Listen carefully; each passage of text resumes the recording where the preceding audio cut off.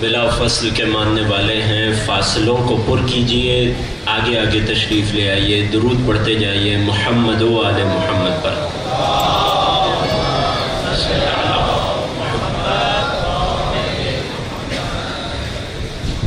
اس سے پہلے کہ مجلس عزا کا آغاز کیا جائے،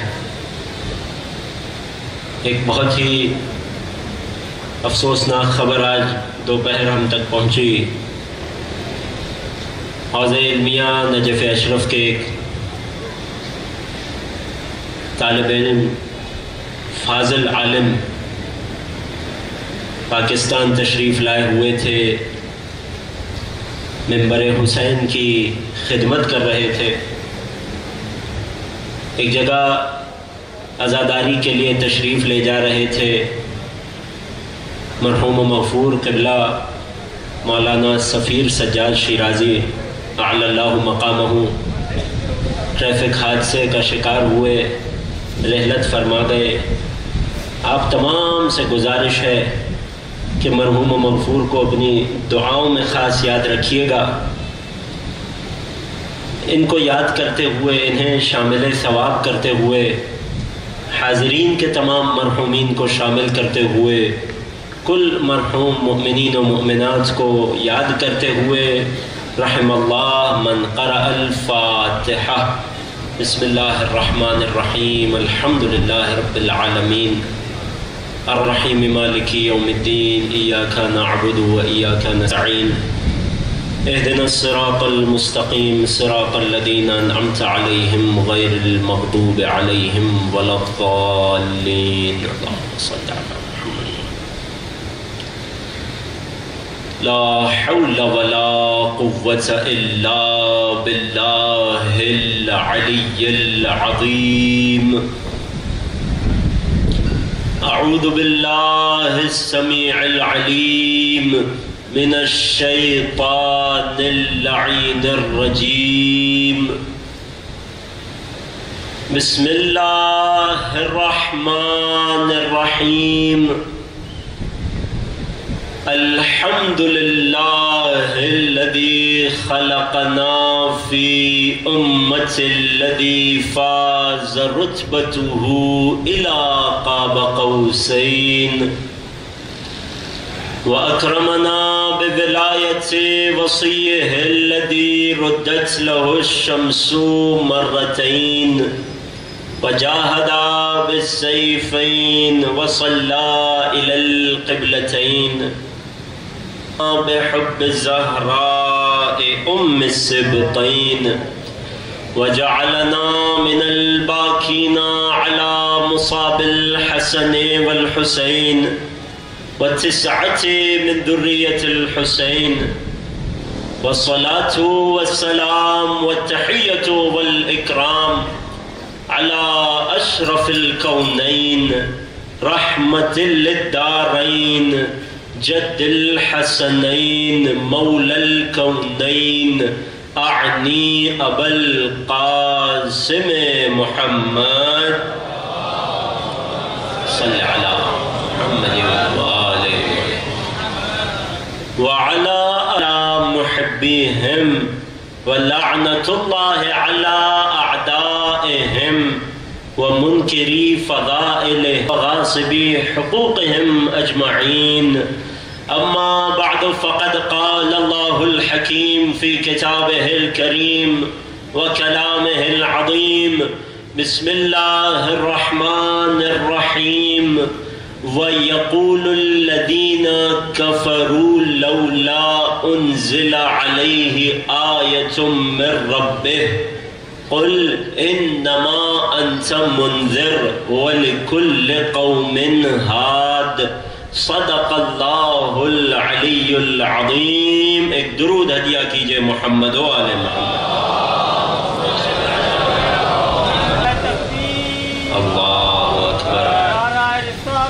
یا سب مل کے جواب دیں۔ زندہ باد، مردہ۔ اس کا فضل ہے کہ اس نے ہمیں محمد و آل محمد کا نام لینے والوں میں قرار دیا۔ عزیزان گرامی، اس برس ان مجالس کا موضوع کہ جس کا تعارف کل آپ کی خدمت میں پیش کر چکا، جو کل نہیں تھے، بہت سے نئے چہرے دیکھ رہا ہوں۔ پروردگار ان چہروں کی رونقوں کو اسی طرح برقرار لگا ہوا ہے، لیکن اس کے باوجود یہ قرآن حکیم ہمیشہ اس منبر پر ہمارے ساتھ ساتھ رہے گا۔ بلکہ یوں کہوں کہ اس منبر پر جب گفتگو ہوگی تو اس قرآن مجید کے سائے میں ہوگی۔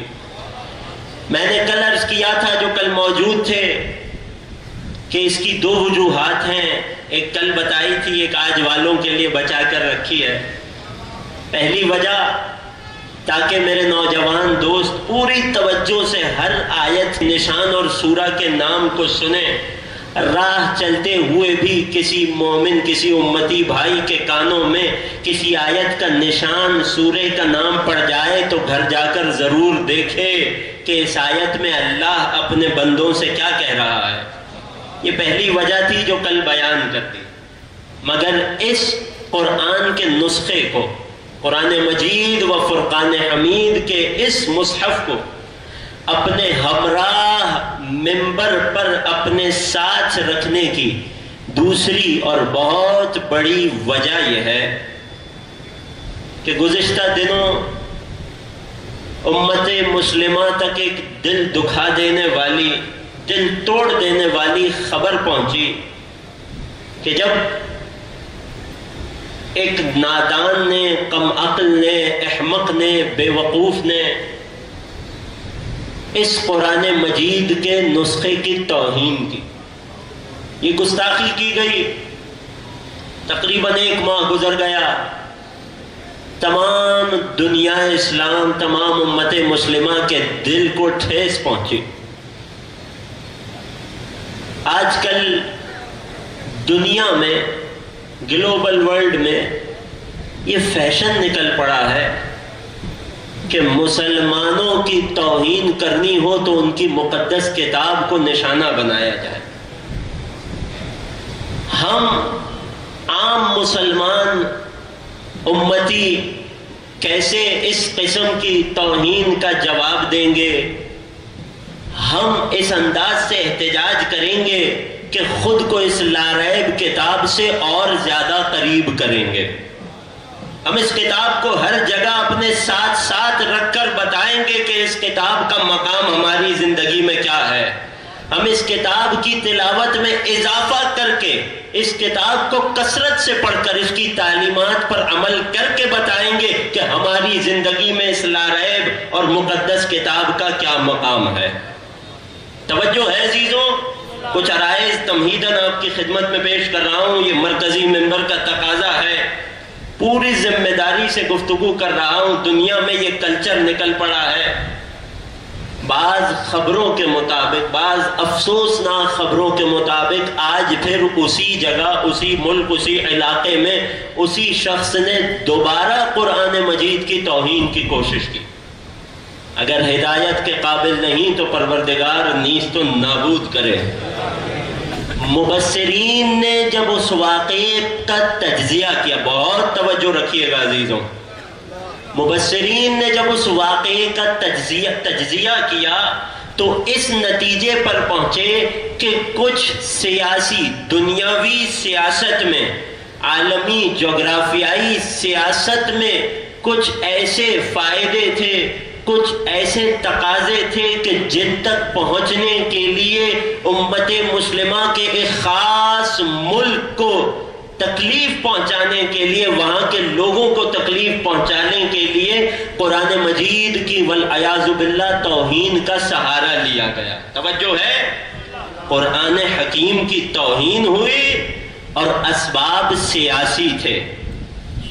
اگر آج سے 1400 سال پہلے علی کے مقابل میں آنے والوں کے سیاسی اغراض اور مقاصد کی بنا پر قرآن نیزوں پر بلند کر کے توہین قرآن کرنے پر یہ دنیا خاموش نہ رہتی تو آج کسی انسان کی جرأت نہ ہوتی کہ اس لا ریب اور مقدس کتاب کی توہین کر سکے۔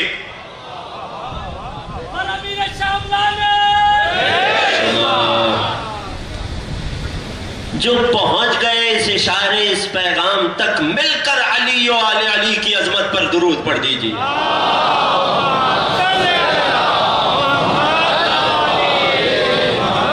علی کے کردار میں نے آپ کی خدمت میں تاریخ اسلام میں قرآن کی پہلی گستاخی کے واقعے کی طرف اشارہ کر دیا۔ اگر وہاں اس کام کا سد باب کر دیا جاتا، اگر وہاں اس کام کو روک دیا جاتا تو آج دنیا میں کسی کی مجال نہ ہوتی۔ علی میں اور علی کے دشمنوں میں یہی تو فرق ہے کہ علی نے قرآن کی شان کو بلند کیا، علی کے دشمن نے قرآن کو نیزوں پر بلند کیا۔ توجہ چاہتا ہوں عزیزوں، ابتدائی جملے ہیں، گفتگو کا آغاز ہے، اور میں کیوں کر اس قرآن کے مصحف کو اپنی نگاہوں کے سامنے ہر وقت نہ رکھوں؟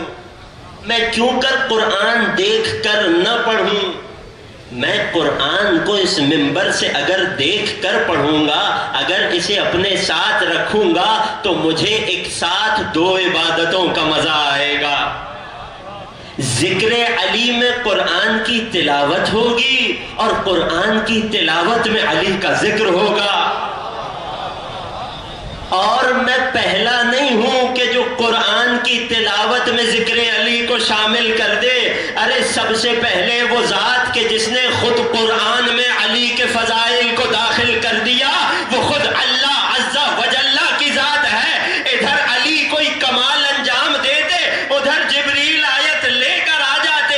ادھر علی نے نجوہ سے پہلے صدقہ دیا، ادھر آیت نجوہ اتر آئی۔ ادھر علی بستر پیغمبر پہ سوئے، ادھر اللہ کی مرضیاں لے کر آیت اتر آئی۔ ادھر علی نے روٹیاں خیرات کی، ادھر فرشتہ سورہ دہر لے کر۔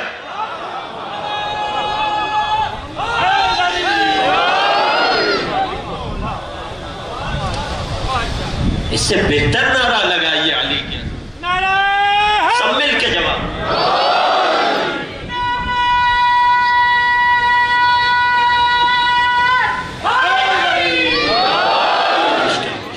سلامت رہیں یہ آوازیں، سلامت رہیں یہ ہاتھ جو علی کے نام پہ اٹھتے ہیں۔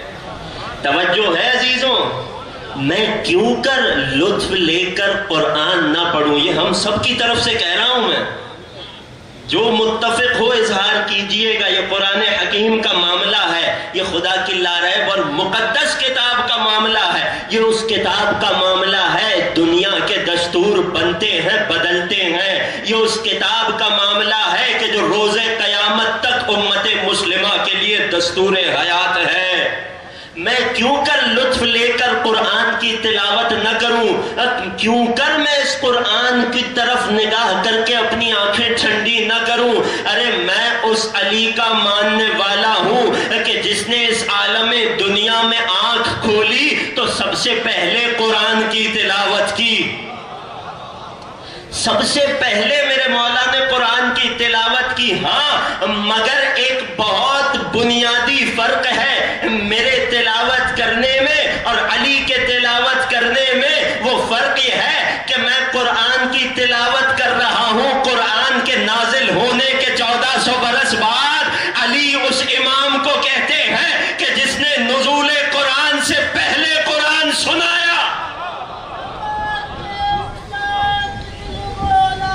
علی مولا، علی مولا، علی مولا، سب مل کے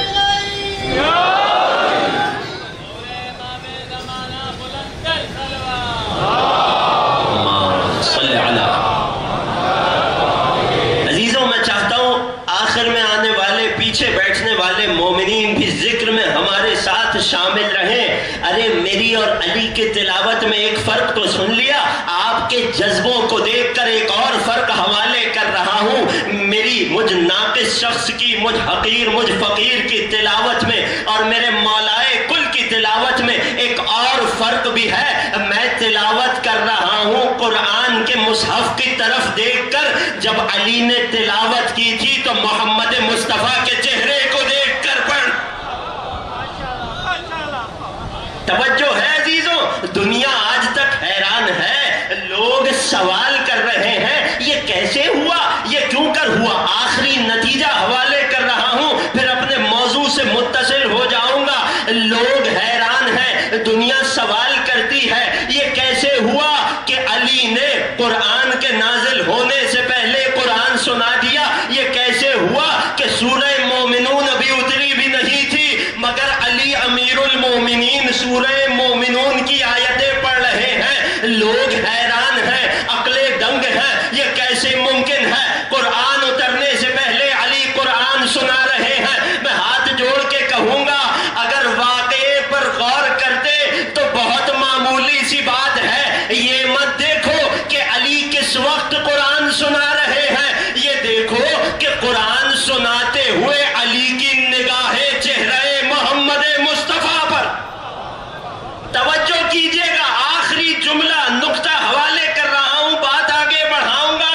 ارے محمد مصطفیٰ کے چہرے کو دیکھ کر علی امیر المومنین کیوں کر قرآن نہ سنائے؟ ارے محمد تو اس نبی کو کہتے ہیں کہ اگر اس کے رخ انور پہ نگاہ ہو جائے تو کنکر بھی کلمہ پڑھتے ہیں۔ اگر ابو طالب کا لال اس کی گود میں آ کر قرآن سنائے تو حیرت کیسی۔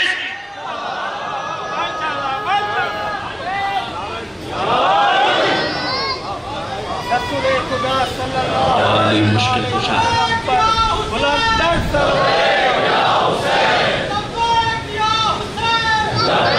کیا حسین، کیا حسین، عزیزان محترم، توجہات میرے ساتھ ہیں۔ سماعتیں آمادہ ہو گئیں تو ابتدا سے آخری بیٹھے ہوئے فرد تک علی کی عظمت پر ایک درود پڑھ دیجئے۔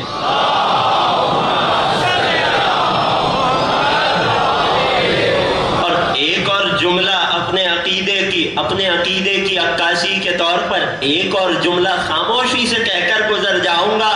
ارے قرآن کے نازل ہونے سے پہلے اگر علی قرآن سنائے تو حیرت نہ کیجئے گا، نزول قرآن سے پہلے قرآن سنانا علی کو اپنے بابا ابو طالب سے ورثے میں ملا۔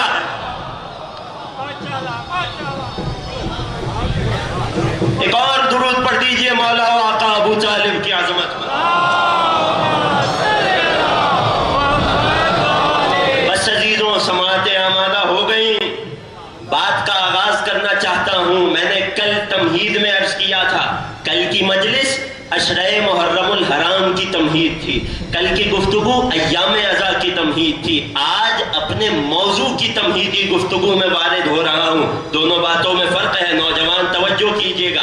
آج سے جو بات ہوگی میرے موضوع کے مطابق ہوگی، اس سے ہٹ کر کوئی بات نہیں ہوگی۔ میرا موضوع امامت اساس دین، امامت سمجھا دوں بچوں کے لیے، میرا موضوع امامت کا عقیدہ ہمارے امت مسلمہ کے دین کی اساس اور بنیاد ہے۔ کوئی کہے کیا توحید دین کی بنیاد نہیں ہے؟ نہیں عزیزوں، توجہ کا طالب ہوں۔ کوئی کہے کیا عقیدہ نبوت دین کی بنیاد نہیں ہے؟ نہیں، یہ سب بھی دین کی بنیاد ہے، مگر فرق ہوتا ہے ایک بار مباشر بنیاد پر، ایک بار بلا مباشر بنیاد پر، ایک بار بلا واسطہ بنیاد پر اور ایک بار واسطے کے ساتھ بنیاد پر۔ یہ امامہ کہاں پر ہے؟ جواب دیجئے گا، مثال سے بات پہنچا کے آگے بڑھ جاؤں گا۔ یہ امامہ کہاں پر رکھا ہے؟ یہ میرے سر پہ رکھا ہے۔ میرا سر کہاں رکھا ہے؟ میرے بدن پہ اب تک سلامت لگا ہوا ہے۔ میرا بدن کہاں ہے؟ اس ممبر پر ہے۔ ممبر کہاں ہے؟ عرش پر ہے۔ نہیں عزیزوں، غلط فہمی میں نہ رہیے گا، عربی زبان میں اسٹیج کو عرش کہتے ہیں، لغت جا کر دیکھیے گا۔ یہ ممبر کہاں ہے؟ عرش پر ہے۔ عرش کہاں ہے؟ فرش پر ہے، امامہ اتنے واسطوں کے ساتھ زمین اور فرش پر رکھا ہے، تو کیا کسی کو حق ہے کہ اٹھ کر کہہ دے کہ امامہ فرش پہ رکھا ہے؟ بالکل اسی طرح یہ دین توحید پر قائم ہے، اس دین کی بنیاد توحید ہے مگر بلا واسطہ نہیں ہے عزیزو۔ توحید بنیاد ہے نبوت کی، نبوت بنیاد ہے امامت کی، اور امامت وہ ستون ہے کہ جس پر پورا دین کھڑا ہوا ہے۔ اس لیے میں نے کہا امامت دین کی اساس ہے۔ بات واضح ہو گئی؟ درود پڑھیے محمد و آل محمد۔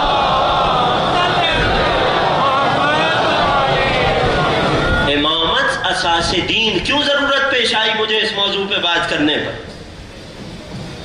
کیونکہ آج کل ایک طریقہ کار ہے، بڑی بڑی علمی تحقیقیں کی جا رہی ہیں، پیش کی جا رہی ہیں، ہر حدیث صفحہ نمبر، حدیث نمبر کے ساتھ بیان کی جا رہی ہے، ہر آیت پوری دقت اور آیت کے نشان کے ساتھ پڑھی جاتی ہے۔ ہر موضوع پر تمام تحقیق کرنے کے باوجود جب عقیدہ امامت پر بات آتی ہے تو لوگ یہ کہہ کر نظریں چرا لیتے ہیں کہ ہمیں قرآن سے اس پر دلیل نہ ملی۔ ارے جو دلیل ہمیں ملی ہے وہ سن لیجئے، اگر عقیدہ سمجھ نہ آئے پھر کہیے گا۔ توجہ کی، آپ کی خدمت میں عقیدہ امامت کے جو دین کی اساس اور بنیاد ہے، مجھے اس عقیدے کی بنیاد اور اساس پہنچانی ہے تاکہ کم سن بچوں کے دل میں بھی یہ عقیدہ راسخ ہو جائے۔ عقیدہ کہتے ہی اسے ہیں جو انسان کے بدن میں خون کی روانی کے ساتھ دوڑتا ہو۔ توجہ کر رہے ہیں عزیزوں؟ امامت اساس دین، ایک تمہید سے گزریں گے تب جا کر امامت کا فلسفہ سمجھ آئے گا۔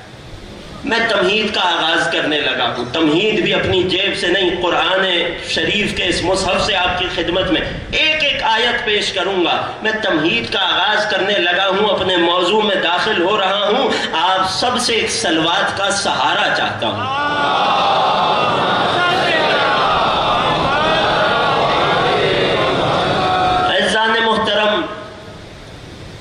کسی معمولی موضوع پر بات تو نہیں ہے، بات ہے امامت کی، بات بہت اوپر کی ہے، بات عرش تک کی ہے، لہذا ضروری ہے کہ درجہ بدرجہ آگے بڑھیں، منزل بمنزل آگے چلیں، سیڑھی بسیڑھی قدم بڑھاتے رہیں، تب جا کر عرش علا تک بات جائے گی۔ توجہ میرے ساتھ رکھیے گا، ایک ایک نقطہ آپس میں مربوط ہے، ہر نقطہ پچھلے نقطے کو سمجھنے پر موقوف ہے۔ تمہید کے ایک ایک مرحلے پر اگر توجہ رکھیں گے تو نتیجہ خود بخود دل میں اتر جائے گا۔ سب سے پہلا اور بنیادی سوال کہ سارے عالم کون و مکان کو کس نے بنایا، کس نے سجایا؟ دیکھیں جتنی باتیں آپ کو پتا ہیں وہ آپ نے مجھے بتانی ہیں تاکہ جو نہیں معلوم وہ یہ حقیر آپ کی خدمت میں پیش کرے۔ اس عالم کون و مکان کو کس نے بنایا؟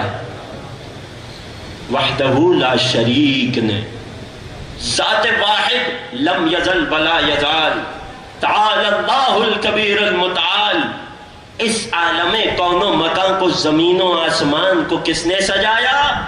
اللہ عز و جل نے اپنے ید قدرت سے بنایا۔ جب اس عالم کو اللہ نے بنا دیا، بہت توجہ کیجئے گا، ایک ایک منزل ہے یہ، جب اس عالم کو خدا نے بنا دیا تو آیا، سوال کر رہا ہوں جو جانتا ہو جواب دینے میں نہ شرمائیے گا، اگر آج جواب دیں گے تو کل قبر میں جواب دینا آسان ہو جائے گا۔ جب اس مالک لم یزل نے، اللہ جل جلالہ نے اس نظام کائنات کو اپنی قدرت و کمال و علم سے خلق کیا تو اس خالق حکیم و دانا نے اس عالم کو آیا کسی مقصد اور ہدف کے تحت بنایا بغیر کسی مقصد کے بنایا؟ کوئی بھی جواب دے سکتا ہے؟ یقیناً اللہ حکیم ہے۔ حکیم کہتے ہیں حکمت والے کو، حکیم کا اصول یہ ہوتا ہے کہ بغیر سبب اور ہدف کے کوئی کام نہیں کرتا۔ تمہیدی گفتگو ہے، میرے ساتھ رہیے گا، لطف محسوس کریں گے، بات دل تک اترے گی۔ حکیم کہتے ہی اسے ہیں کہ جو کوئی کام بغیر ہدف کے نہیں کرتا۔ توجہ ہے؟ دلیل پیش کر دوں۔ ارشاد ہوا اسی قرآن حکیم میں، وَمَا خَلَقْنَا السَّمَاءَ، پہلی آیت پیش کر رہا ہوں مصحف شریف سے، آج کی اس مجلس کی پہلی آیت پیش کر رہا ہوں، توجہ میرے ساتھ رکھیے گا عزیزوں۔ ارشاد ہوا وَمَا خَلَقْنَا السَّمَاءَ وَالْأَرْضَ، سورہ مبارکہ انبیاء کی آیت، انبیاء آیت نمبر 17، نوجوان نشان یاد رکھیے گا۔ وَمَا خَلَقْنَا السَّمَاءَ وَالْأَرْضَ وَمَا بَيْنَهُمَا لَاعِبِينَ، ہم نے، توجہ ہے، ہم نے اس آسمان کو، اس زمین کو اور اس کے درمیان جو کچھ بھی ہے اسے لاعبین یعنی کھیل تماشے کے لیے نہیں بنایا، یعنی جو کچھ بنایا کسی ہدف اور مقصد کے تحت بنایا۔ متفق ہو تو اظہار کیجئے گا۔ یہاں تک بات ہو گئی؟ اے خدا یہ تو بات ہے زمین و آسمان کی، ہم انسانوں کو کیوں بنایا؟ ایک اور آیت میں ارشاد ہوا، توجہ کیجئے گا، أَفَحَسِبْتُمْ أَنَّمَا خَلَقْنَاكُمْ عَبَثًا وَأَنَّكُمْ إِلَيْنَا لَا تُرْجَعُونَ، اے انسانوں کیا تم نے یہ گمان کر لیا؟ سورہ مومنون کی آیت، توجہ کیجئے گا، وہ آیت، وہ سورہ کے جسے میرے مولا نے گودیے پیمبر میں پڑھا تھا۔ افحسبتم، کیا تم انسان، توجہ ہے، کیا تم انسان یہ گمان کرتے ہو انما خلقناکم، کہ ہم نے جب تمہیں پیدا کیا عبثاً تو بے مقصد و بے فائدہ، بے غرض پیدا کر دیا، وَأَنَّكُمْ إِلَيْنَا لَا تُرْجَعُونَ، کیا تم یہ گمان کرتے ہو کہ تمہیں کبھی پلٹ کر ہماری طرف نہیں آنا؟ یہ سوال ہے، اس سوال میں جواب ہے۔ خدا بنی نوع انسان کو انذار کر رہا ہے، خوف دلا رہا ہے اپنی خالقیت کا، اپنی جباریت کا، اپنی قدرت کا، اپنے کمال کا۔ اے انسانوں، ہم نے تمہیں بے غرض و بے مقصد نہیں بنایا، تمہیں پلٹ کر ہمارے پاس بھی آنا ہے۔ توجہ کیجئے گا، اب پلٹنے سے اسے ڈرایا جاتا ہے کہ جسے کوئی کام دے کر بھیجا گیا ہو۔ نہیں عزیزوں، اس طرح نہیں۔ اگر اول سے آخر تک متوجہ ہیں، آمادہ ہیں، تھوڑی مشکل باتیں ہیں مگر قرآن کی باتیں ہیں، رسول کی باتیں ہیں، اگر ابتدا سے آخر تک متوجہ ہیں تو مل کر ایک درود پڑھ دیجیے۔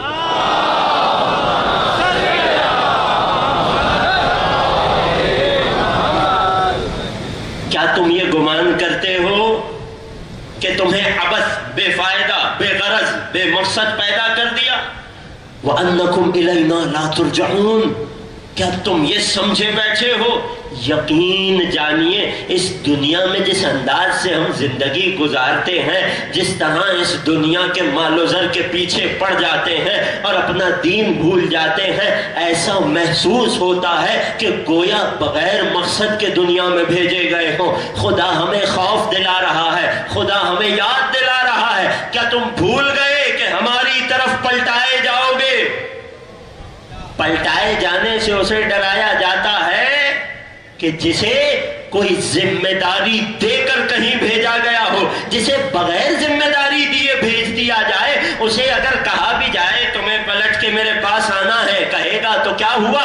آپ نے کوئی ذمہ داری تو دی نہیں ہے کہ جسے پورا کروں۔ خدا پلٹنے سے ڈرا رہا ہے تاکہ لوگوں کو یہ پیغام دے کہ ہم نے تمہیں کوئی ذمہ داری دے کر اس دنیا میں بھیجا ہے، بس جو اس ذمہ داری کو بطریق احسن نبھا لے گا، جو اس ذمہ داری کو ادا کرنے میں کمال تک پہنچ جائے گا۔ میں عرض کروں گا ذمہ داری کیا ہے، میرے موضوع کا تسلسل ہے، مگر ایک جملہ سنتے جائیے گا۔ حسین کی مجلس ہے،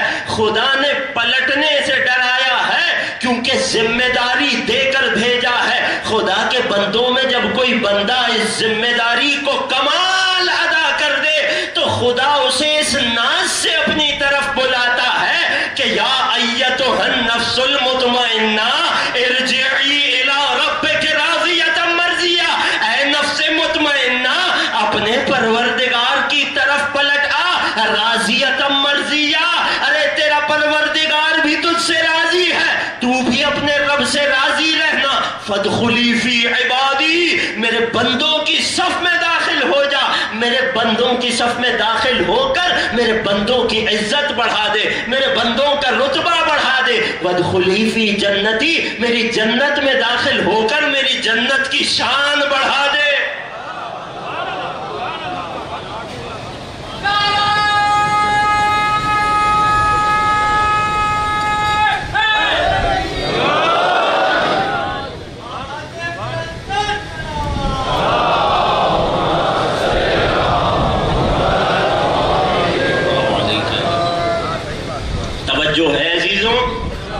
خدا نے زمین و آسمان کو بے غرض نہیں بنایا، خدا نے مجھے اور آپ کو انسانوں کو بے ہدف نہیں بنایا، مجھے امامت تک پہنچنا ہے، توجہ میرے ساتھ رکھیے گا۔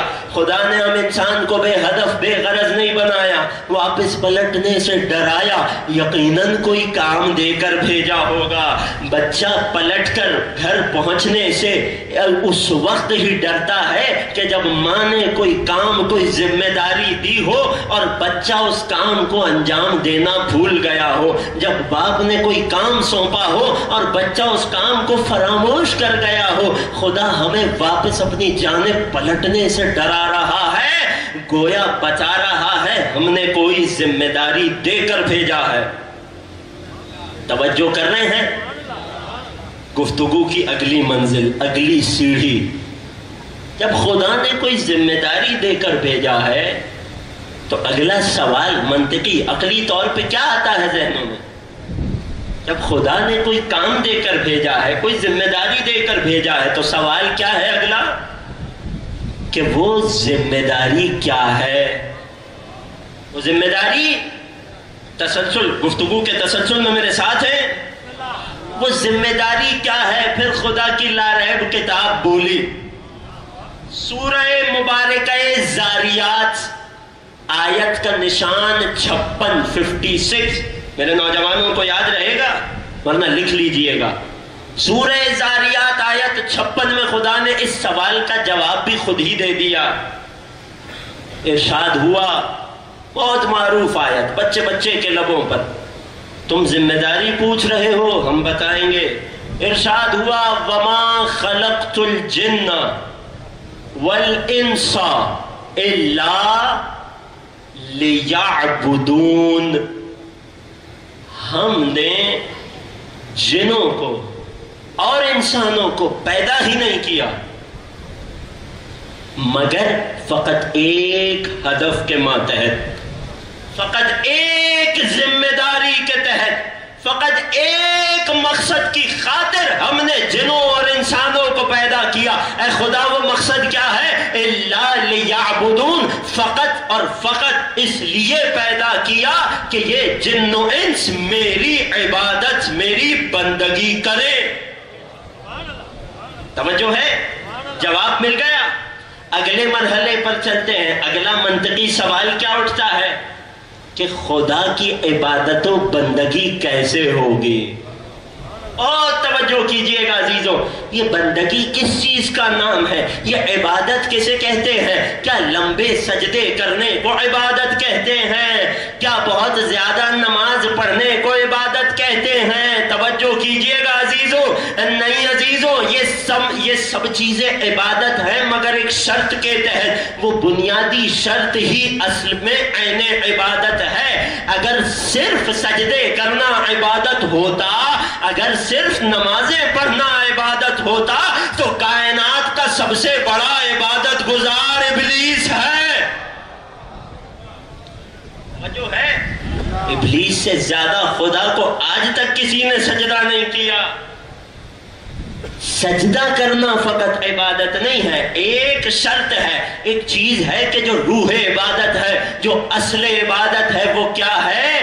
عبادت یعنی اطاعت۔ نہیں عزیزوں، آخر والوں کی توجہ نہیں ہے. عبادت یعنی بندگی، بندگی یعنی فرما برداری، عبادت یعنی اطاعت.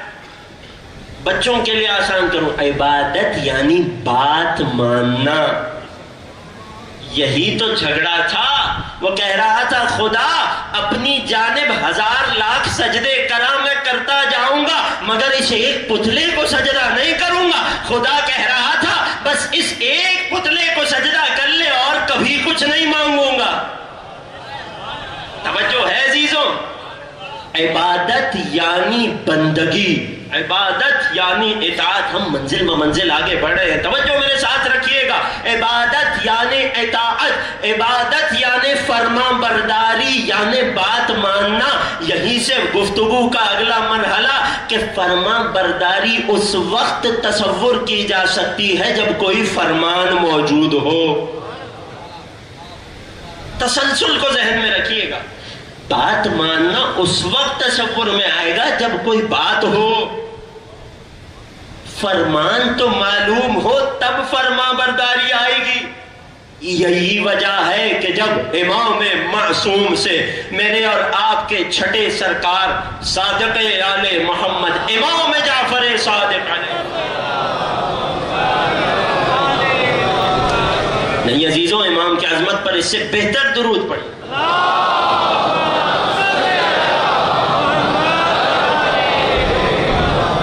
یہی وجہ ہے کہ جب میرے چھٹے امام سے اس آیت کا مطلب پوچھا گیا وَمَا خَلَقْتُ الْجِنَّ وَالْإِنسَ إِلَّا لِيَعْبُدُونَ، تو میرے مولا نے اس آیت کی روح بیان کر دی. فرمایا اَيْ لِيَعْرِفُونَ، انہیں پیدا نہیں کیا گیا مگر عبادت کے لیے. مولا مراد کیا ہے؟ فرمایا معرفت مراد ہے.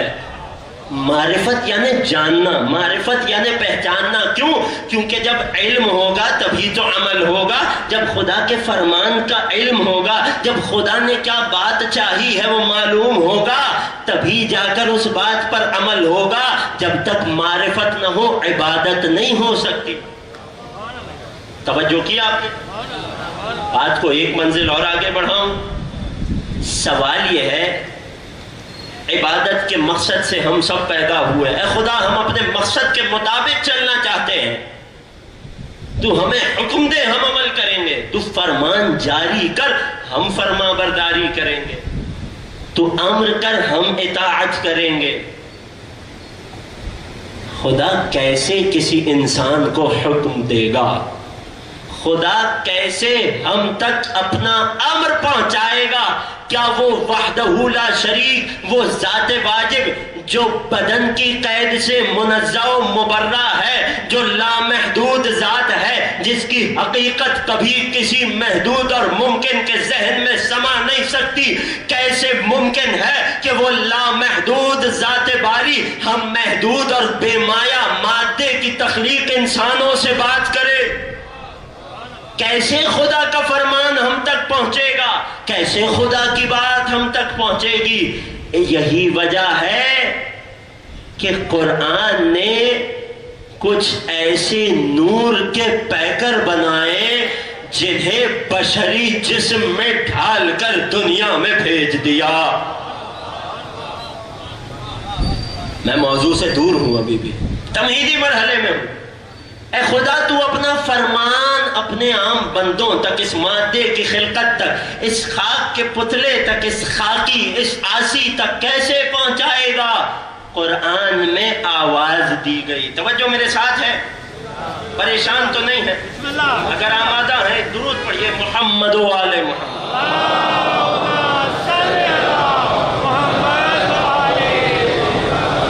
ارشاد باری تعالی ہوا قرآن مجید و فرقان حمید. ارشاد ہوا وَمَا كَانَ لِبَشَرٍ أَن يُكَلِّمَهُ اللَّهُ، کسی بشر کو یہ صلاحیت حاصل نہیں ہے. سوال کیا تھا؟ سوال کیا تھا عزیزوں؟ کہ خدا کا فرمان ہمیں کیسے پتا چلے؟ جواب میں لا مَا كَانَ لِبَشَرٍ أَن يُكَلِّمَهُ اللَّهُ، کسی بشر کو یہ صلاحیت نہیں ہے کہ خدا اس سے ہم کلام ہو۔ اس کا مطلب طے ہو گیا۔ اب اگر کسی سے خدا ہم کلام ہو جائے تو اسے اپنے جیسا بشر نہ کہنا۔ ما کان لبشر ان یکلمہ اللہ، کسی انسان کو یہ صلاحیت نہیں ہے، یہ اختیار نہیں ہے، یہ استعداد نہیں ہے ان یکلمہ اللہ کہ خدا اس سے بات کرے، مگر چند واسطوں سے، چند وسیلوں سے۔ جو وسیلے کا منکر ہوگا پہاڑ کی چوٹی پہ جا کر بیٹھا انتظار کرتا رہے گا کب خدا مجھ سے بات کرے۔ اللہ، خدا فقط وسیلوں اور واسطوں سے بات کرتا ہے۔ وہ کیا وسیلہ ہے؟ اللہ وحیًا، خدا کو کسی بندے سے بات نہیں کرنی، خدا کسی بشر سے بات نہیں کرتا مگر وحی کے ذریعے۔ خدا کوئی دوسرا راستہ ہے؟ او من وراء حجاب، یا حجاب کے پیچھے سے پس پردہ رہ کر۔ اللہ اکبر، وقت نہیں ہے کہ اس آیت کے ایک ایک راز کو آپ کی خدمت میں افشا کروں۔ یا خدا بات کرے گا تو وحی کے ذریعے، یا خدا بات کرے گا تو پس پردہ پوشیدہ ہو کر۔ وحی کے ذریعے کیسے بات کرے گا کہ ایک نور مجرد مخلوق ہے جسے ہم کہتے ہیں فرشتہ، خدا فرشتے تک بات کو اتارے گا، فرشتہ آ کر بشر تک بات کو پہنچائے گا۔ پس پردہ حجاب میں کیسے بات کرے گا کہ جیسے طور پر موسیٰ سے کلام کیا تھا۔ نبی تو فرشتے کو دیکھ لیتا ہے مگر کمال یہ، اشارہ کر کے آگے بڑھ جاؤں گا، مگر کمال یہ ہے کہ طور پر جب موسیٰ کو درخت سے آواز آئی، نہ جانے موسیٰ کے لیے وہ لہجہ کتنا مانوس تھا کہ ایک لہجے کو بھی خوف نہ آیا۔ خدا کسی بشر سے بات نہیں کرتا، یعنی کیا؟ یعنی یہ کہ خدا مجھے اور آپ تک اپنا فرمان نہیں پہنچائے گا، یہ ممکن نہیں ہے، یہ اس کا طریقہ کار نہیں ہے۔ وہ خالق ہے، وہ خدا ہے، اس سے نہیں پوچھا جائے گا تو کیوں کر رہا ہے، ہم سے پوچھا جائے گا۔ خدا ہم تک اپنا کلام نہیں پہنچائے گا، خدا ہم تک اپنا فرمان نہیں اتارے گا مگر یا کسی پر وحی کر کے یا پس پردہ کلام کر کے۔ کلام کا یہ مطلب نہیں ہے خدا خود گفتگو کرے، والعیاذ باللہ، تعالی اللہ عن ذالک۔ خدا متکلم ہے، خدا کی ایک صفت ہے، میرے بچے صفات ثبوتیہ میں پڑھتے ہیں، خدا متکلم ہے۔ متکلم یعنی کسی بھی مخلوق شے میں کلام کو ایجاد کر دینا، کسی بھی مخلوق میں آواز پیدا کر دینا، چاہے وہ موسیٰ کے سامنے درخت ہو یا چاہے نو کے نیزہ پر بلند کوئی سر ہو۔ نہیں عزیزوں، کچھ فرض آپ کا بھی ہے، آقا حسین کی عظمت پر مل کر ایک درود پڑھیے۔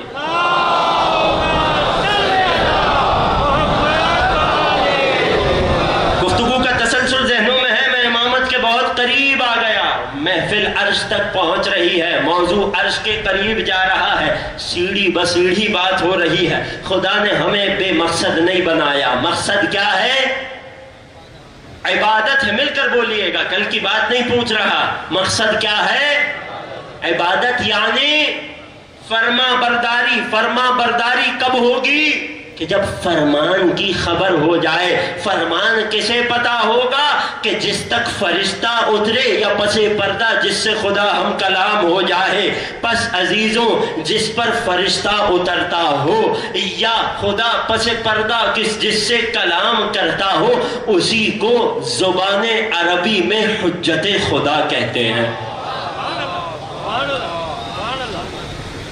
جو خدا اور بشر میں رابطے کا کام کرے، جو خالق کو مخلوق سے جوڑے، جو وہاں سے پیغام یہاں لائے، یہاں سے اعمال وہاں پہنچائے، اسے حجت خدا کہتے ہیں۔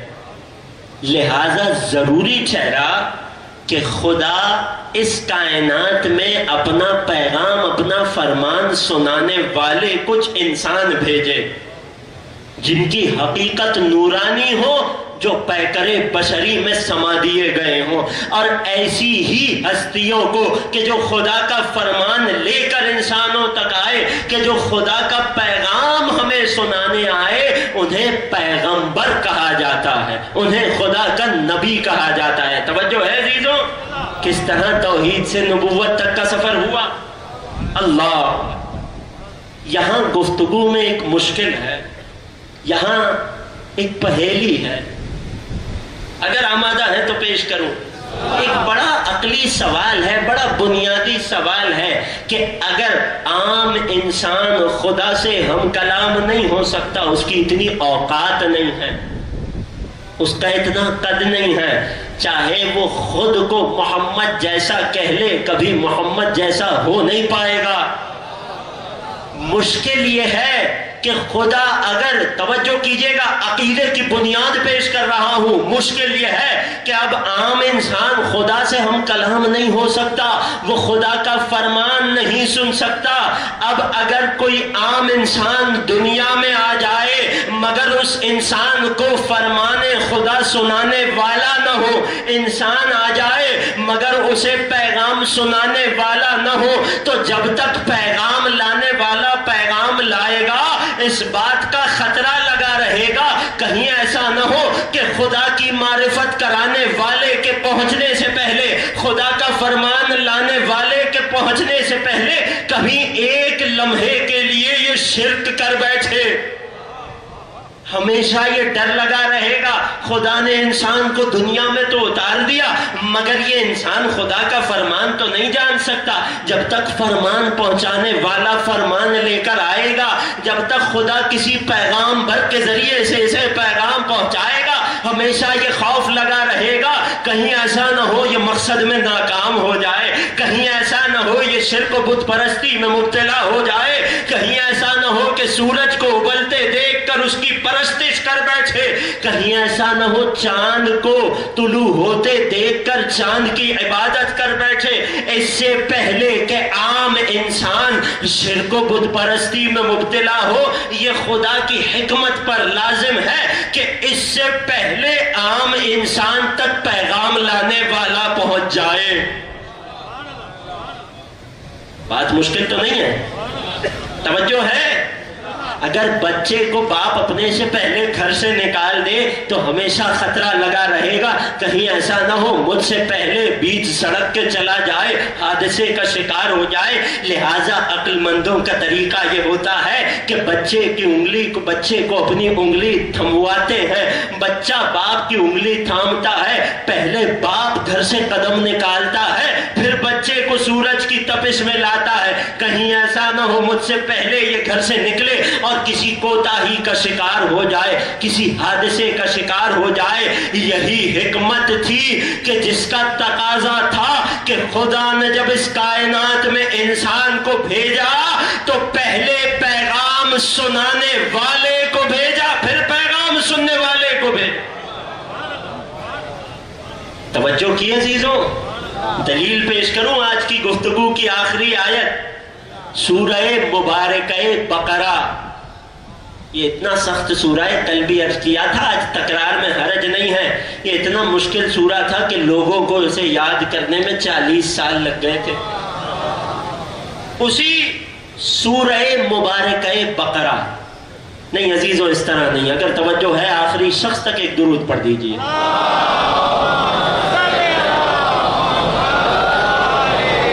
اسی سورہ مبارکہ بقرہ کی 30ویں آیت میں خدا نے اس حقیقت کو ہم تک پہنچایا کہ ہم حکیم و دانا ہیں، ہم پہلے پیغام سنانے والا بھیجتے ہیں، ہم نے پہلے اپنا فرمان بتانے والا اس دنیا میں اتارا، پھر فرمان پوچھنے والوں کو بھیجا، پہلے ہم نے عالم کو بنایا پھر سیکھنے والے کو بنایا۔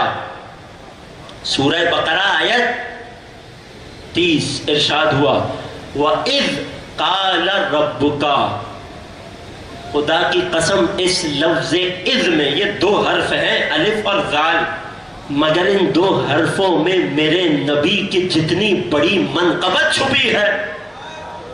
اس اذ کا ترجمہ ہوتا ہے اے نبی یاد کیجئے اس وقت کو۔ اللہ اکبر، آج کے دن میں کل کی مجلس اسے یاد دلاؤں گا جو کل یہاں تھا، جو کل تھا ہی نہیں اسے کل کی کیا یاد دلانا۔ وَإِذْ قَالَ رَبُّكَ لِلْمَلَائِكَةِ، اے محمد یاد کیجئے اس وقت کو کہ جب آپ کے رب نے فرشتوں کو مخاطب کر کے کہا وَإِذْ قَالَ رَبُّكَ لِلْمَلَائِكَةِ، کیا کہا؟ اِنِّي جَاعِلٌ فِي الْأَرْضِ خَلِيفَةً۔ اللہ اکبر، اے میرے فرشتوں، اے میرے عبادت گزار فرشتوں، اے میرے ملائکہ، میں اس زمین میں اپنا خلیفہ بنا رہا ہوں۔ خلیفہ کسے کہتے ہیں؟ بچوں کے لیے عرض کر دوں، جانشین کو کہتے ہیں، سفیر کو کہتے ہیں، جو نمائندہ ہو اسے خلیفہ کہتے ہیں۔ اذ قال ربک للملائکہ، بقرہ آیت نمبر 30۔ اذ قال ربک للملائکہ، اے رسول یاد کرو اس وقت کو کہ جب تمہارے رب نے فرشتوں سے کہا انی جاعل فی الارض خلیفہ، کہ میں روئے زمین پہ اپنا خلیفہ بنا کر بھیج رہا ہوں۔ فرشتے اللہ کی معصوم خلقت ہیں، لا یعصون ما امرہم، قرآن کی ایک اور آیت آؤٹ آف سلیبس آپ کی خدمت میں پیش کر دی۔ فرشتوں کی صفت خدا نے بتائی ہے کہ خدا کے کسی امر کی نافرمانی نہیں کرتے۔ فرشتہ وہ نوری مخلوق ہے کہ جس میں نافرمانی کا شائبہ تک نہیں ہے۔ توجہ کیجئے گا، خدا نے فرشتوں کو مخاطب کر کے کہا ہے فرشتوں میں زمین میں اپنا خلیفہ بنا رہا ہوں۔ ارے فرشتے تو معصوم مخلوق تھے، کہہ دیتے اے خدا تو کیوں زحمت کر رہا ہے، ہم آپسی مشورے سے بنا لیں گے۔ توجہ کیجئے گا، اے خدا تو کیوں زحمت کر رہا ہے، ہم آپسی مشورے سے تیرا خلیفہ بنا لیں گے۔ کیوں فرشتوں نے نہیں کہا؟ کیوں فرشتے جانتے تھے، احمق نہیں تھے، کم عقل نہیں تھے، معصوم ضرور تھے۔ فرشتے جانتے تھے ارے جس کا خلیفہ ہو وہی بنایا کرتا ہے۔ جب فرشتے معصوم ہو کر اس قابل نہ ہوئے کہ خدا کا زمین میں خلیفہ مشورے سے بنا لے، تو یہ عام انسان جو خطاؤں کا پتلا ہے، اسے کس نے حق دیا کہ محمد کے جانے کے بعد ان کا خلیفہ؟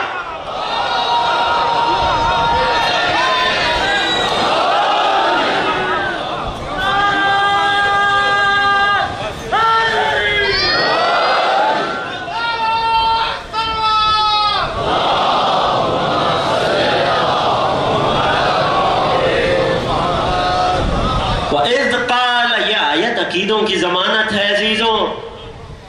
خدا آپ کی شاداب سماعتوں کو آباد رکھے۔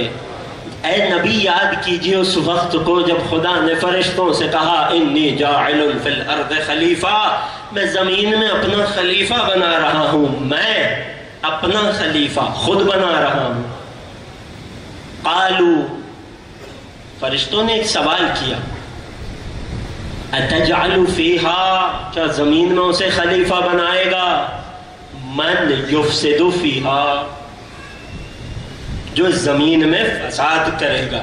فرشتوں کا اشارہ ہرگز آدم نہیں تھے، بلکہ آدم کی نسل میں آنے والے کچھ انسانوں کے کردار تھے۔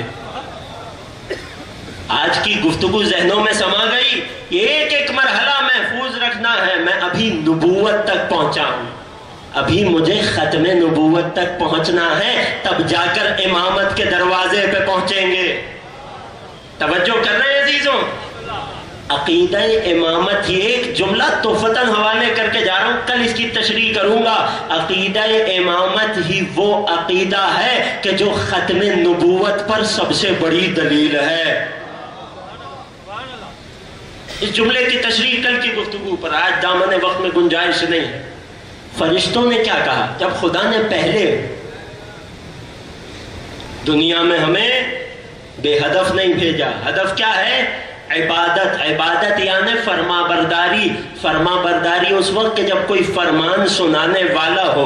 لہٰذا خدا نے پہلے فرمان سنانے والے کو بھیجا کہ جسے ہم نبی کہتے ہیں. پوری گفتگو کا خلاصہ چاہتا ہوں ذہنوں میں بیٹھ جائے، دل میں اتر جائے. فرشتوں کو جب یہ خبر ملی کیا کہا؟ اے خدا اسے خلیفہ بنائے گا من یفسد فیہا، جو زمین میں فساد کرے گا، وَيَسْفِكُ الدِّمَاءَ، خون بہائے گا. ابھی پہلا انسان دنیا میں اترا تو نہیں ہے. فرشتوں کو کیسے خبر ہوئی؟ فرشتے معصوم ضرور ہیں، عالم غیب نہیں ہیں. توجہ ہے عزیزوں؟ فرشتوں کو کیسے خبر ہوئی؟ یقین جانیے پورا عالم اسلام اول سے لے کر قیامت تک سر جوڑ لیں، کبھی اس پہیلی کو سلجھا نہ پائیں گے اگر رسول یا آل رسول میں سے کوئی اس کا جواب نہ دے دے.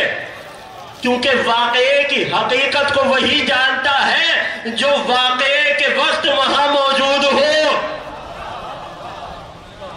توجہ کی، وعظ کا راز یہاں چھپا ہے. ماجرا کیا تھا؟ میرے چھٹے سرکار نے بتایا.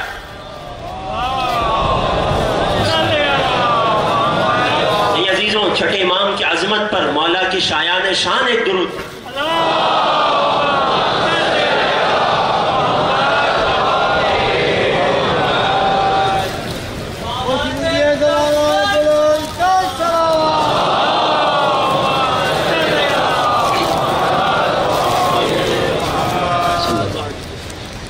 چھٹے سرکار نے اس راز پر سے پردہ اٹھایا کہ جب کسی صحابی نے پوچھا مولا اس آیت کا کیا مطلب، فرشتوں کو کیسے خبر ہوئی؟ کہنے لگے فرشتوں کو خدا نے لوح محفوظ دکھایا تھا. اس لوح محفوظ پر پوری تاریخ انسانیت لکھی ہوئی تھی، مگر فرشتوں کی نگاہیں ایک خاص واقعے پر آ کر ٹھہر گئیں. فرشتوں کی نگاہیں اس واقعے سے آگے نہ بڑھ سکیں. اتنا فساد، اتنا خون بہا، ایسا خون بہا کہ فرشتے کہہ اٹھے خدا روئے زمین پر اس انسان کو بھیج رہا ہے کہ جو فساد کرے گا، کہ جو اس پر خون بہائے گا. مولا وہ کون سا واقعہ؟ بتایا فرشتوں نے لوح محفوظ پر واقعہ کربلا کو پڑھا تھا. فرشتوں نے لوح محفوظ پر حسین کی شہادت کو پڑھا تھا. روایت کا حوالہ میرے پاس موجود ہے، پریشان نہ ہوئیے گا. یہی وجہ ہے کہ علماء نے لکھا کہ اس پوری کائنات میں غم حسین میں برپا کی گئی پہلی مجلس وہ تھی کہ جب خدا آدم کا پتلا بنا رہا تھا اور فرشتوں کو خبر دی تھی، اور فرشتوں نے اعتراض کیا تھا، احتجاج کیا تھا کہ اس کی نسلوں میں لوگ آ کر نبی کی آل کا خون بہائیں گے. یہ وہ پہلا موقع تھا کہ جب اس کائنات میں مجلس حسین برپا ہوئی. ذرا سوچئے، ہم تو آج واقعہ کربلا 1400 برس بعد سنتے ہیں تو اتنا روتے ہیں. ارے ہم تک تو واقعہ کربلا پورا پہنچا ہی نہیں. اس مضمون کی حدیث ملتی ہے کہ اگر ہمارے شیعوں کو خبر ہو جاتی کہ کربلا میں ہم پر کیا کیا مصیبتیں ٹوٹی تو ہمارے شیعہ برداشت نہ کر پاتے، مر جاتے غم سے. ہم نے تو 1400 سال بعد سینہ در سینہ اور کتابوں سے کتابوں میں جو نقل ہوا، جو رہ گیا وہ ہم تک پہنچا، ہمیں وہ برداشت نہیں. ذرا سوچئے کہ فرشتوں نے جب لوح محفوظ پر حسین کی غربت کو پڑھا ہوگا تو فرشتے حق بجانب تھے کہ سوال کرتے بار الہ اس زمین پر اتنا مقدس خون بہایا جائے گا. بار الہ اس زمین پر فساد ہوگا. لیکن خدا نے فرشتوں کو بتایا انی اعلم ما لا تعلمون، فرشتوں جو میں جانتا ہوں تم نہیں جانتے۔ ارے تم نے ابھی لوح محفوظ پہ حسین کے غم اور مصائب کو پڑھا ہے، وہ میں جانتا ہوں کہ حسین کی صبر و رضا کیا ہے۔ بس عزیزوں، آنکھیں نم ہو چکی۔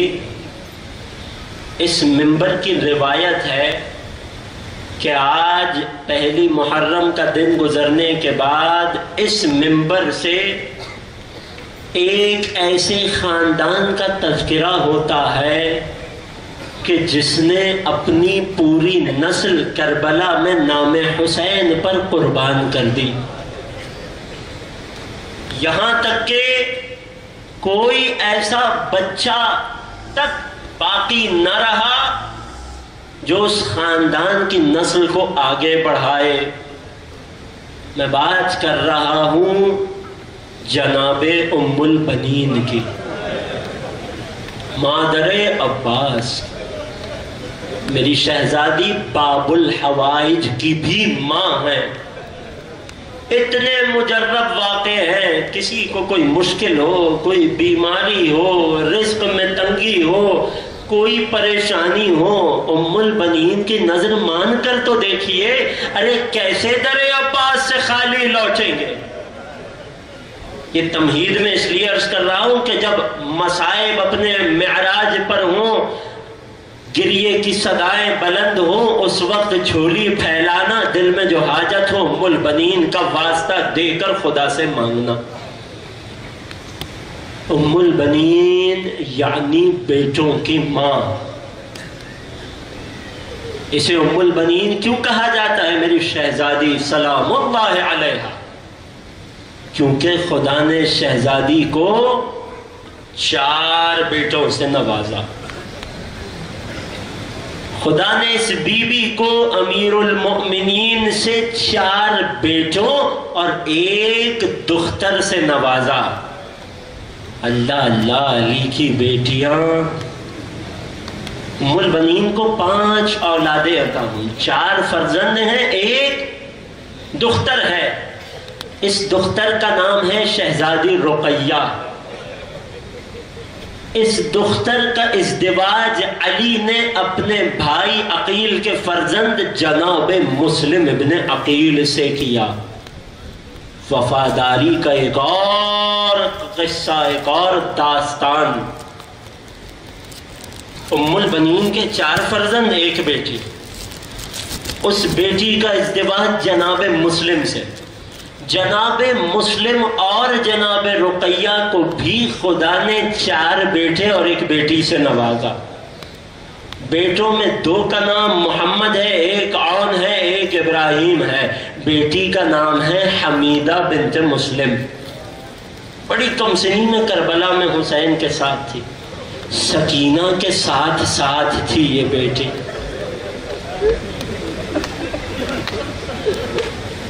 ام البنین کے 5 اولاد، ام البنین کی دختر جناب رقیہ کے 5 بچے، جناب مسلم کے 5 بچے۔ یہ تھا شجرہ نسب۔ اب قربانی سنیے گا۔ ام البنین نے اپنے 4 لال کربلا میں حسین پر قربان کر دیے، اور ام البنین کے نواسے اور نواسی، جناب مسلم و رقیہ کے 4 بیٹے، چاروں حسین پر قربان ہوئے۔ 2 کربلا میں مارے گئے، 2 کوفے میں قیدی بنے، وہاں قتل کیا گیا۔ یوں دنیا میں جناب مسلم کی نسل آگے نہ بڑھی۔ مسلم اس آقا کا نام ہے کہ جس نے اپنی پوری نسل کربلا میں حسین پر قربان کر دی۔ ام البنین اس دکھیاری کا نام ہے کہ جس کے سارے بیٹے، سارے نواسے کربلا میں حسین پر قربان ہوئے۔ ارے خدا نے مسلم کو صلہ یہ دیا کہ اے مسلم، آپ کی نسل بڑھانے والا کوئی نہ رہا، آپ کا نام لینے والا حسین پر قربان ہوا، ہم قیامت تک آپ کا نام اس طرح باقی رہیں گے۔ ارے اگر کوئی بھی بے اولاد ہو، یہ نظر مانے بار الہا، اگر مجھے اولاد نرینہ دے گا تو بچے کا نام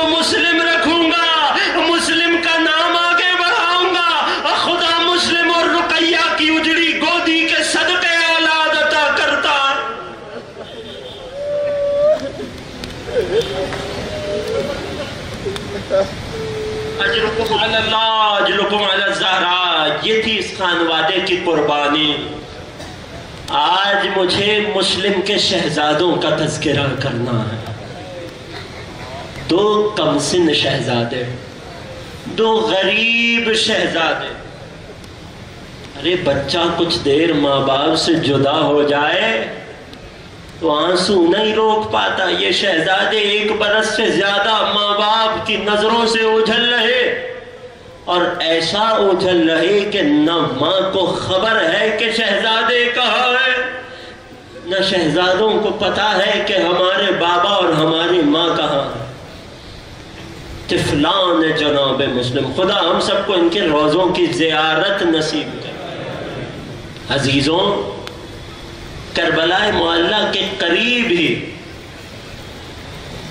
ان دونوں بچوں کا مزار ہے، بڑا آباد ہے، بڑی حاجتیں پوری ہوتی ہیں، لوگ خالی دامن آتے ہیں، دامن بھر کے جاتے ہیں۔ ان بچوں کی دلخراش تاریخ سنو گے۔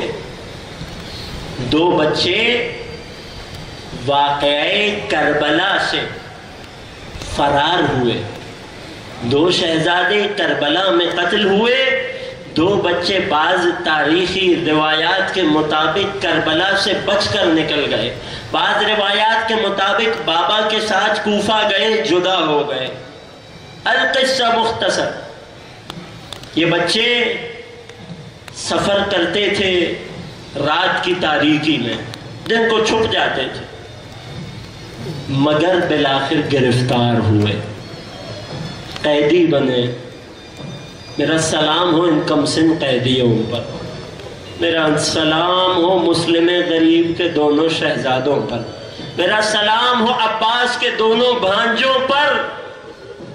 ہاں عزیزوں، دونوں قیدی ہیں، تقریباً 1 برس گزر گیا، قید میں ہیں۔ ایک روز اچانک چھوٹا بھائی بڑے بھائی کو کہتا ہے، چھوٹے کی عمر 7 سے 8 برس، بڑے کی عمر 9 سے 10 برس۔ ایک روز اچانک چھوٹا بھائی کہتا ہے، بھیا اس دروگا سے بات تو کیجئے، ہم اسے اپنا تعارف کراتے ہیں، شاید اسے ہم پر رحم آ جائے۔ سال گزر گیا، نہ پیٹ بھر کھانا کھایا ہے، نہ دل بھر پانی نصیب ہوا۔ جب دروگا غذا لے کر آیا، بڑا بھائی مخاطب ہوا، کیا تو محمد مصطفیٰ کو جانتا ہے؟ اجرکم علی اللہ، نہ شرمائیے گا عزیزوں، یہ 10 دن ہی تو ہیں، پھر سال بھر دل تڑپتا ہے ان 10 دنوں کی یاد میں، دل کھول کے پرسا دیجئے گا۔ ام البنین کے نواسوں کا ماتم ہے۔ اے دروگا، کیا تو محمد مصطفیٰ کو جانتا ہے؟ کہنے لگا، میں کیسے نہ جانوں گا، ان کا امتی ہوں۔ کیا تو علی مرتضیٰ کو جانتا ہے؟ علی محمد مصطفیٰ کے بھائی ہیں، داماد ہیں، میں علی کو بھی جانتا ہوں، تم کیوں پوچھ رہے ہو؟ کہا، ہم علی کے نواسے سفیر حسین مسلم ابن عقیل کے لال ہیں، ہمارے رسول ہیں۔ دروگا نے جو ہی یہ سنا اور خود کو شہزادوں کے قدموں میں گرا دیا، اے شہزادوں مجھے معاف کرنا، اور میں تمہارے حقیقت اور نسب سے بے خبر تھا۔ اجرکم علی اللہ اجرکم علی الزہرا۔ دروگا نے باب زندہ کھول دیا، جاؤ کمسن شہزادوں، جہاں جانا چاہو چلے جاؤ، یہاں سے زیادہ دور نکل جاؤ۔ رات کو سفر کرنا، دن کو پوشیدہ ہو جانا، خود کو چھپا لینا، حاکم کے ہر کارے تمہیں ڈھونڈیں گے۔ کمسن شہزادے ہیں، ذرا سوچئے کمسن بچوں کو راستے بھی کیا ہی معلوم ہوں گے۔ ارے رات کی تاریکی ہے، ہر طرف صحرا اور بیابان ہے، دونوں بھائی ہاتھ میں ہاتھ ڈالے چل رہے ہیں، یہاں تک کہ جب فجر کا وقت قریب آیا، دونوں شہزادے فرات کے ساتھ ساتھ چل رہے ہیں۔ ارے جب فجر کا وقت قریب آیا، دریا کنارے ایک درخت پر چڑھے اور درخت کی شاخوں میں خود کو چھپا لیا۔ ایک بڑھیا، ایک سن رسیدہ معظمہ ارے مشکیزہ لے کر دریا کنارے آئی ہے۔ ارے لوگوں کو دریا میں چاند نظر آتا ہے، اسے دریا میں رقیہ کے 2 چاند نظر آئے۔ رخ بچوں کی جانب کیا، شہزادوں تم کون ہو؟ یہ چاند سے چہرے بیابانوں کے تو نہیں ہوتے، یہ چہرے تو خبر دے رہے ہیں کہ شہزادے ہو۔ کہنے لگے اے معظمہ، ہم آل رسول ہیں، ہم علی کے نواسے ہیں، ہم مسلم کے لال ہیں، کیا ہمیں پناہ دو گی؟ کہنے لگی میں حتماً پناہ دوں گی، مگر خیال سے میرا بچہ ابن زیاد کا ہرکارا ہے، میں گھر میں تمہیں چھپا لوں گی، آواز نہ کرنا، کہیں ایسا نہ ہو میرے بچے کو خبر ہو جائے۔ بچوں کو غذا کھلائی ہے، غذا فراہم کی ہے، سلایا ہے کمرے میں چھپا کر۔ رات جب گہری ہوئی تو تاریخ نے ایک عجب منظر لکھا۔ آدھی رات کے بیچ اچانک چھوٹا شہزادہ روتے ہوئے اپنی نیند سے بیدار ہوا۔ بڑے بھیا کی آنکھیں کھلی، بھائی کو گلے سے لگایا ہے، بھیا آہستہ، کیا ماجرا ہے؟ کہا بھیا میں نے خواب میں بابا مسلم کو دیکھا، میں نے خواب میں دادا رسول خدا کو دیکھا، خواب میں نانا علی مرتضیٰ کو دیکھا۔ ارے بابا نے اپنے ہاتھوں کو پھیلایا ہوا تھا، کہتے جاتے تھے میرے بچوں آؤ میرے سینے سے لگ جاؤ۔ اب بہت دیر بابا سے جدا رہ گئے، دونوں بھائی بلند آواز سے رونے لگے۔ بڑھیا کے بیٹے کو خبر ہوئی، ارے دونوں بچوں کو گھر سے جھکڑ کر نکالا ہے، فرات کے نعرے لایا ہے، کہنے لگا میں تمہیں قتل کر کے حاکم سے انعام لوں گا۔ بچوں نے خوب گزارش کی، ارے زندہ حاکم کے سامنے پیش کر دے، تجھے انعام بھی مل جائے گا، ہم آل رسول ہیں، ہم نسل رسالت ہیں، ہمارے قتل سے اپنے خات رنگین نہ کر۔ مگر لعین شقی نہ مانا۔ ارے ایک مرتبہ بڑے بھائی اور چھوٹے بھائی میں یہ اختلاف ہوا، ارے پہلے کون قتل کیا جائے گا؟ بڑا کہتا ہے پہلے مجھے مارنا، چھوٹا کہتا ہے پہلے مجھے قتل کرنا۔ لعین نے تلوار سے ایک وار کیا، ایک حملے میں دونوں شہزادوں کے سر تن سے جدا ہوئے۔ رقیہ کی کمائی لٹنے، رونے میں نہ شرمائیے گا، سر کو پیٹ کے ماتم کرنا ام المنین کے نواسوں کا ماتم ہے۔ ہاں عزیزوں، تاریخ نے ایک عجیب منظر لکھا۔ لعین نے پہلے ایک بھائی کے جسم اطہر کو فرات میں اتارا، مگر دریا کی روانی کے برعکس جسد رکا رہا، یہاں تک کہ دوسرے بھائی کا جسد دریا میں اتارا گیا۔ ارے دو سر بریدہ لاشیں ہیں، سینے سے سینہ لگائے فرات پر سفر کر رہے ہیں۔ ارے ایک منزل پر پہنچے، اہل علاقہ نے لاشوں کو نکالا، غسل دے کر دفن کر دیا، آج بھی وہ روزے آباد ہیں۔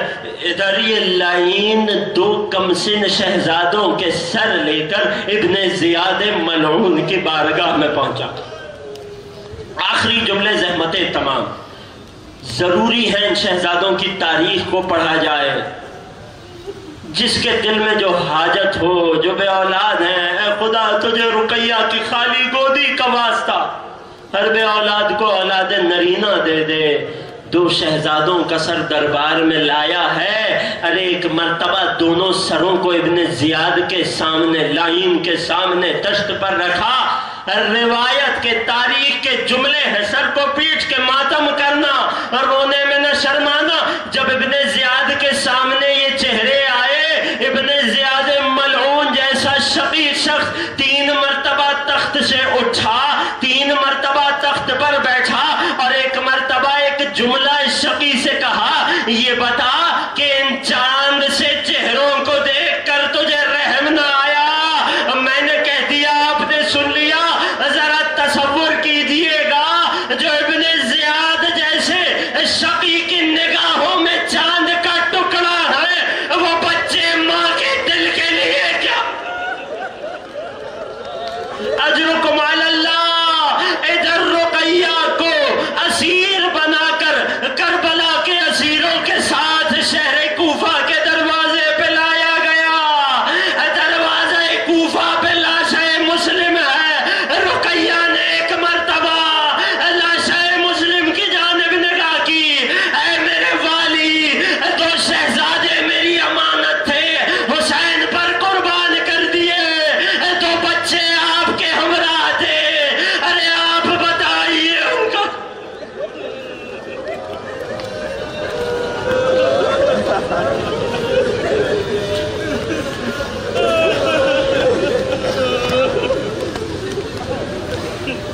اجرکم علی اللہ،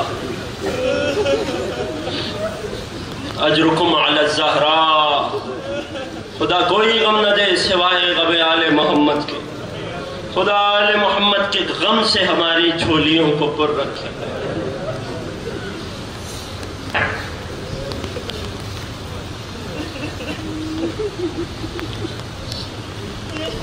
الا ولعنۃ اللہ علی القوم الظالمین، فسيعلم الذين ظلموا آل محمد أي منقلب ينقلبون۔ بار الہ انہی آنسوؤں کو آنکھوں میں سجا کر پروردگار عالم تجھے واسطہ ام البنین کی قربانیوں کا، تجھے واسطہ جناب رقیہ کی اجڑی گودی کا، تجھے واسطہ مسلم کی قربان نسل کا، بار الہ جو بے اولاد ہیں انہیں جناب مسلم کے صدقے اولاد نرینہ و صالحہ عطا فرما۔ بار الہ جو صاحبان اولاد ہیں ہم سب کو اپنی اولاد کی بہترین تربیت کی توفیق عطا فرما، جو بیمار ہیں انہیں شفاء کامل و عاجل عطا فرما۔ بار الہ جو بے روزگار ہیں انہیں بہترین روزگار عطا فرما، ہمارے مرحومین کی مغفرت فرما۔ سب سے بڑی دعا، سب سے بڑی آرزو، منجی بشر، منتقم کربلا، فرزند زہرا، قائم آل محمد کے ظہور میں تعجیل فرما، ہمیں مولا کے اعوان و انصار میں شمار فرما۔ ربنا تقبل منا انك انت السمیع العلیم وتب علینا انك انت التواب الرحیم، بجاہ محمد وآلہ الطیبین الطاہرین۔